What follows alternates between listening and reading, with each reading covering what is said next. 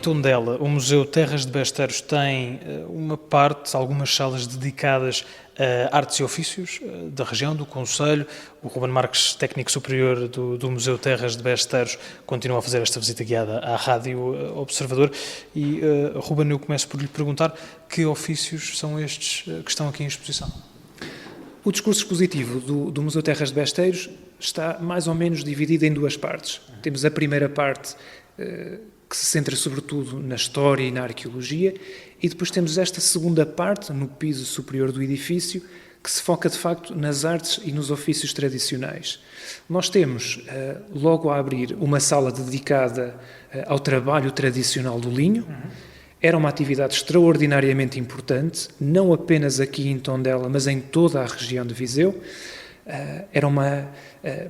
Envolvia um conjunto de tarefas árduas, quase sempre desempenhadas pelos elementos femininos da família, e das quais dependiam muitas famílias. Nós hoje perdemos um pouco essa percepção. Quando queremos comprar uma peça de roupa, é muito fácil para nós irmos à internet ou irmos a uma loja de um centro comercial. Se nós recuarmos algumas gerações, as populações não tinham essa facilidade e, portanto, tinham muitas vezes de fazer as suas próprias roupas e, portanto, dependiam do cultivo do linho e dependiam depois de trabalhar a planta do linho até atingir estes fios e depois, através do tiar, fazer as suas peças de roupa, os sacos que utilizavam na agricultura, as toalhas, as colchas, etc. Nós aqui nesta sala, se repararem, temos vários objetos e a ideia é mostrar, de uma forma assim muito simplista, qual é que seria o processo, todo o processo da confecção do linho. Imagino que era um processo também muito demorado. Complexo, demorado e trabalhoso. Hoje ainda temos em Múceres uma associação, a Associação das Mulheres Agricultoras de Castelões, que, por boa teimosia, ainda tentam replicar este processo, ainda tentam fazer. Adaptaram para seu espaço uma antiga escola primária e lá, com muita vontade e com muita garra, ainda mantêm boa parte desta memória. Mas, de facto, quando estas senhoras um dia, esperemos que isso não aconteça, mas se um dia deixarem de ter vontade de replicar esse processo, cabe-nos a nós, no museu, ter estas informações, estes objetos, para explicar, sobretudo às gerações mais novas, como é que tudo funcionava. Até porque há aqui uma curiosidade. Nós, quando recebemos grupos séniores, uma boa parte das pessoas olha para os objetos e sabe instintivamente o que é. Algumas pessoas até já utilizaram ou lembram-se de ver os pais e os avós a trabalhar com eles. Quando recebemos as gerações mais novas, tudo é desconhecido e, portanto, a memória é extraordinariamente frágil e se não tivermos, de facto, uma sala dedicada ao linho, tudo vai desaparecer assim no espaço de muito pouco tempo. E do linho, arroba numa sala mesmo aqui ao lado dedicada à funilaria. Qual é que é a história de Tondela com a funilaria?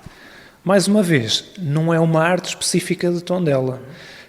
A funilaria, basicamente, é a arte de transformar chapas metálicas em objetos. Objetos que eram utilizados no dia-a-dia. E eram objetos de utilização fulcral, essencial para todas as famílias. Estamos a falar, e nós aqui temos alguns desses objetos, estamos a falar, por exemplo, das almotolias para servir o azeite, estamos a falar dos funis, estamos a falar de potes para guardar alimentos ou líquidos, estamos a falar daqueles objetos que nós muitas vezes nos recordamos de existirem na casa dos nossos pais e avós, que serviam para a iluminação, porque não existia iluminação elétrica na altura, e, portanto, o trabalho do funileiro ou do latoeiro era essencial. Hoje, com o advento do plástico, do vidro... É outra tradição que, tal como o linho, corre risco de desaparecer se não for o esforço de museus como o da Terra de Besteiros? Sim, sem dúvida.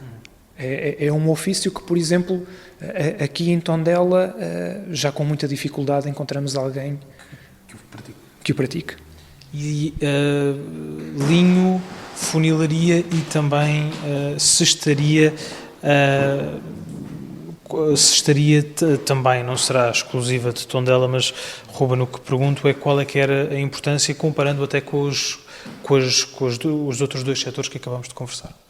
Eu deixo aqui uma nota. A cestaria era essencialmente praticada numa povoação aqui muito perto de nós, chamada Nanduf. Existe cestaria em todo o país.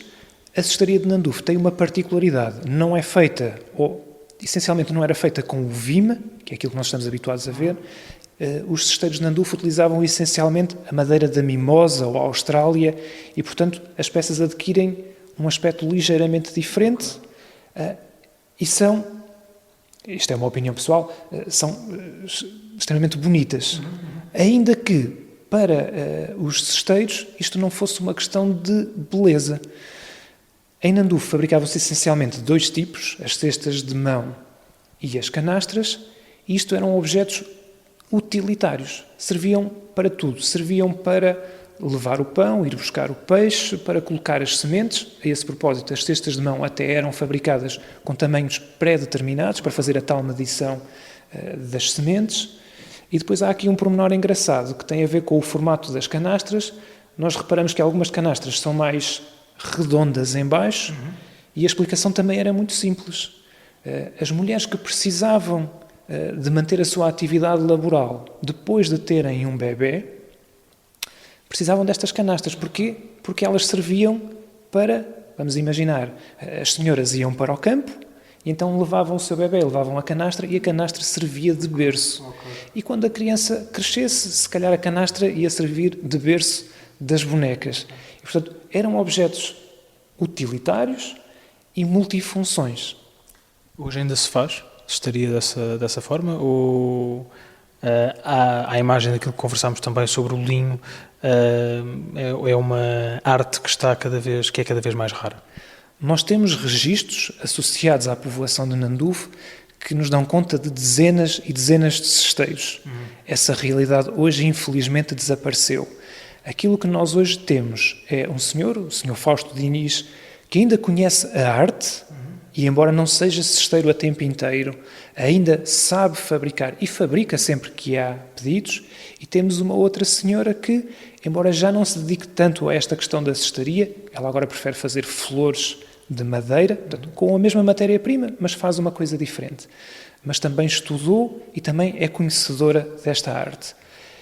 Infelizmente, a cestaria é uma arte que implica muito trabalho e a compensação financeira talvez não seja assim tão grande. Daí que seja muito difícil recrutar aprendizes, pessoas que queiram aprender e que queiram assumir como sua esta profissão.